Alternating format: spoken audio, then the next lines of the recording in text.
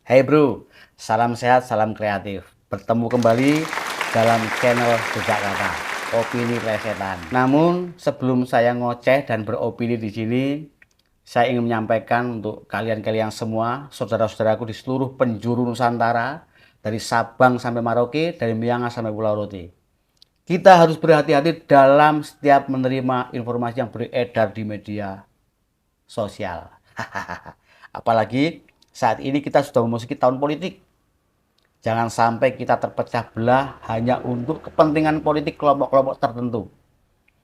Karena masih banyak lagi kepentingan yang lebih besar daripada kepentingan politik kelompok-kelompok tertentu, yaitu menjaga keutuhan NKRI, kebinekaan, dan Pancasila.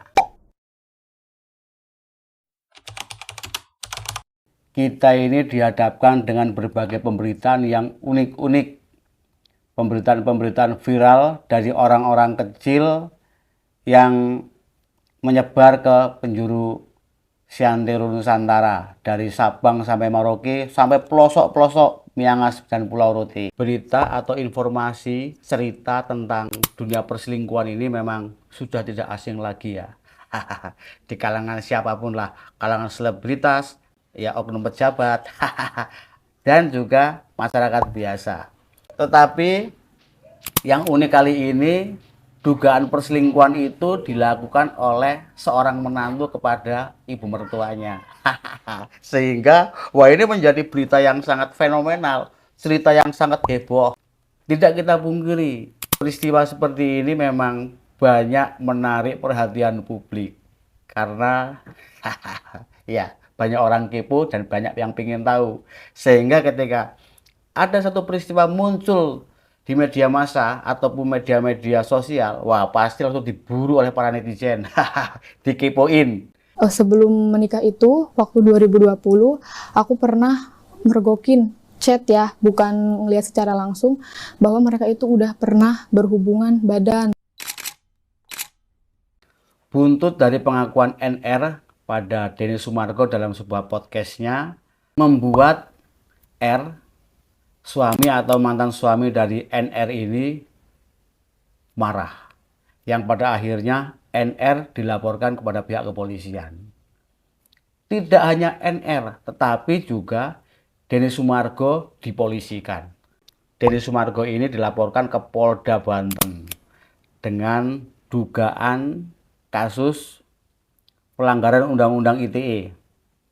Karena dalam podcast tersebut dinilai telah menyudutkan R yang merupakan suami atau mantan suami dari NR yang diduga berselingkuh dengan ibunya NR yang merupakan mertuanya si R itu. Nah, ini memang viral sejak beberapa bulan yang lalu ya. Berita ini kembali mencuat karena si R melaporkan keduanya dalam podcast itu kepada pihak kepolisian. Jadi si R ini merasa tersudut dengan ungkapan yang disampaikan oleh NR. Dan kita tunggu seperti apa perkembangan beritanya. Kita berharap bapak-bapak polisi di Polda Banten ini bisa adil dan beradab dalam menangani kasus antara R, NR, dan Denny Sumargo. Dari peristiwa ini banyak sekali pelajaran yang bisa kita petik ya. Tidak hanya gitar saja yang bisa dipetik, pelajaran juga bisa dipetik. Seperti buah juga bisa dipetik ya. Mungkin kalau peristiwa ini terjadi pada zaman Orde Baru, tidak akan seviral ini ya. Karena pada zaman Orde Baru itu hanya ada satu televisi, yaitu TVRI. Tidak ada YouTube, tidak ada media sosial, Facebook, dan lain sebagainya. Sehingga peristiwa-peristiwa yang fenomenal tidak mudah menyebar luas dan diketahui secara publik. Tetapi kita bisa mengambil intisari pelajaran dari peristiwa ini.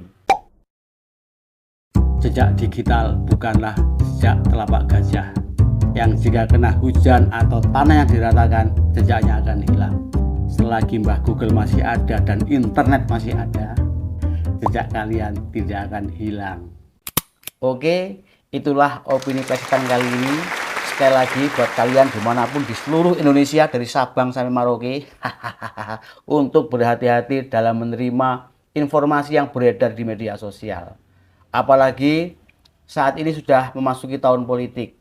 Jangan sampai kita terpecah belah hanya kepentingan politik kelompok-kelompok tertentu untuk pemenangan 2024. Karena masih banyak kepentingannya lebih besar daripada kepentingan politik kelompok-kelompok tertentu dalam ajang pemilu 2024 ini, yaitu menjaga keutuhan NKRI, kebinekaan, dan Pancasila.